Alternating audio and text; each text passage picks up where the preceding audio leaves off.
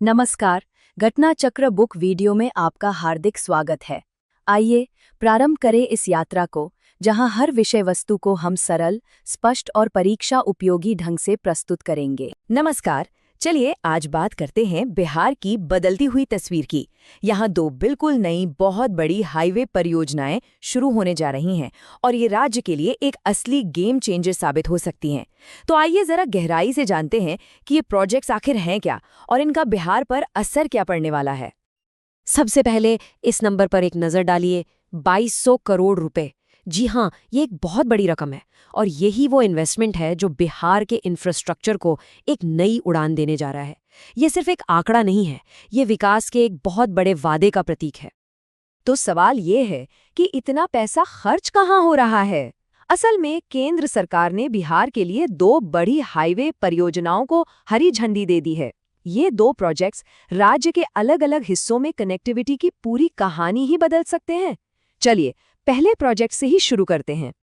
तो पहली परियोजना जो है वो सीधे राजधानी पटना पर फोकस्ड है और ये कोई छोटा मोटा सुधार नहीं है, बल्कि एक बिल्कुल नया एक्सप्रेसवे है जो शहर और उसके आसपास के ट्रैफिक की तस्वीर को हमेशा के लिए बदल सकता है।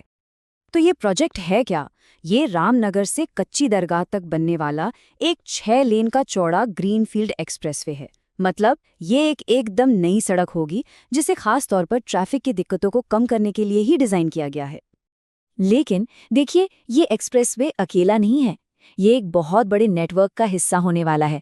ये आम्स दरभंगा एक्सप्रेसवे से जुड़ेगा, पटना रिंग रोड का एक अहम हिस्सा बनेगा और सबसे बड़ी बात, ये NH-19 और NH-27 जैसे दो बड़े नेशनल हाईवे को आपस में कनेक्ट करेगा।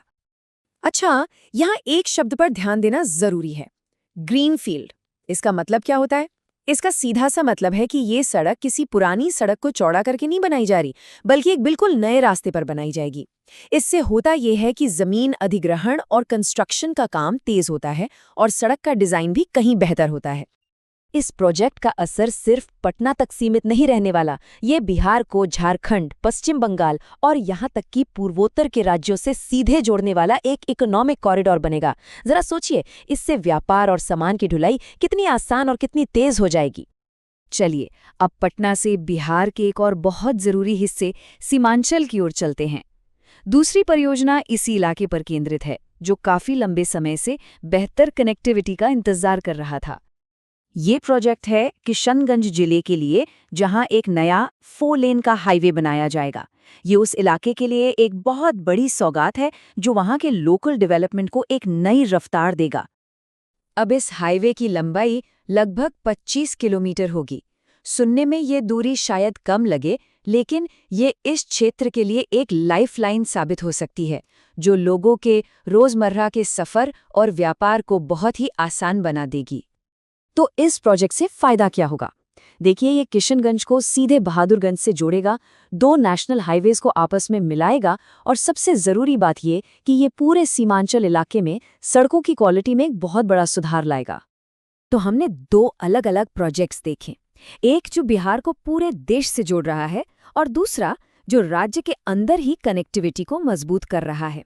ये सचमुच बिहार के लिए विकास का एक डबल डोज है। दोनों प्रोजेक्ट्स के मकसद भले ही अलग-अलग हैं, लेकिन दोनों ही बेहद जरूरी हैं। पटना एक्सप्रेसवे का लक्ष्य है नेशनल कनेक्टिविटी और बड़े शहरों को जोड़ना, वहीं सीमांचल हाईवे का फोकस है रीजनल कनेक्टिविटी और छोटे कस्बों पर। लेकिन दोनों का आखिरी लक्ष्य एक ही है, बिहार के लिए एक बेहतर भविष्य बनाना। और आखिर में इन दोनों ही प्रोजेक्ट्स का जो सबसे बड़ा फायदा है वो यही है, चाहे वो एक राज्य से दूसरे राज्य का व्यापार हो या फिर लोकल ट्रैफिक, दोनों ही मामलों में सामान और लोगों की आवाजाही पहले से कई ज्यादा तेज और एफिशिएंट हो जाएगी। तो आखिर में सवाल ये उठता है, क्या ये सिर्फ कंक्रीट की सड़कें हैं जो एक जगह को दूसरी जगह से जोड़ रही हैं, या फिर ये बिहार के लिए आर्थिक विकास, बेहतर मौकों और तरक्की की एक नई राह बना रही हैं?